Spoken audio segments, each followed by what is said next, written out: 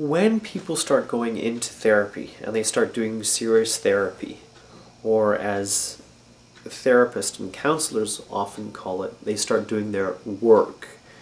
When they start working on the stuff that they have done in the past, when they start going through their history, they'll start to notice, the clients will start to notice that they will have a number of sessions. And at some point they will wonder to themselves, when is this going to end? Or, when they first come into therapy, they wonder, well, how many sessions do I need until I'm cured? And that's a very difficult question to answer. Partly because it's like asking the age-old question, how long is a piece of string? Nobody can tell you. So, if, for example, a person has been living with some kind of difficulty or problem for say 10, 15, 20 years of their life, they may come into therapy and think, it is going to take me 10, 15, 20 years again to resolve myself of this problem.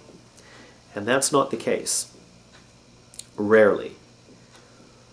What is an impediment to how fast they will be able to go through and feel cured or healed or free from their difficulty is dependent solely upon how quickly they can establish a trusting relationship with the therapist or the counselor, such that they can start to begin to open themselves up and talk about what's happening on the inside.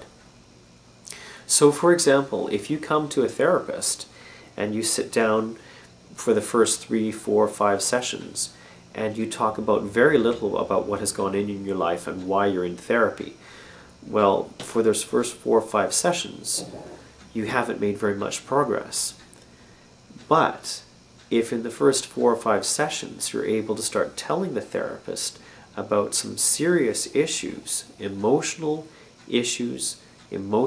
concerns that have happened to you recently and how they have impacted upon your life, then already you're starting to make a connection with a therapist, you're starting to feel some trust with a therapist, and therefore your rate and your speed at which you will be able to resolve your concern or your situation will be much faster. Think of it this way. If you go in and if you see, again, a physiotherapist, and you have, say, a problem with your knee, or you have a problem with your ankle, again, you have difficulty with walking, and the physiotherapist says to you, well, you know, in order to solve this problem, John, what you're going to have to do is you're going to have to stretch your calf muscle or stretch your ankle or stretch your knee, and you're going to have to do it, say, twice a day for 2 or 3 minutes each day. And you start off all right, and you start doing some of the stretches, and after the first day or the second day, you begin to let it slide.